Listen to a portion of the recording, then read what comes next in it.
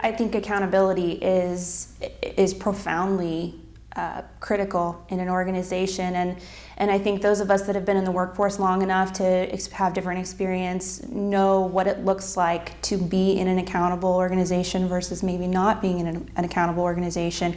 And I think first and foremost, accountability feeds so much of the way that we organize and the way that we share information and the way that we collaborate within an organization.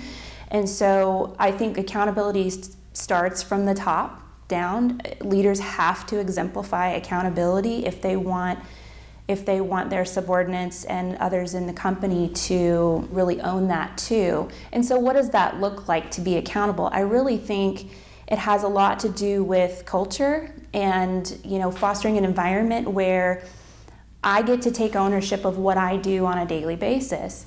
And I have the freedom to speak up when things aren't working right without fear of backlash or being blamed. And that's very, very culture driven. And so I think it's really, really important that we look at accountability from both angles and saying, yeah, we want folks to own up to their responsibilities and to meet their responsibilities. And I think in order to have that, we have to give them ownership of their work, show them how their work impacts other departments, company goals, long-term goals. And really when people can see that, I think it's easier for them to say, to think about those types of things as they're making daily decisions. And I also think accountability doesn't go without transparency. It also fosters being objective.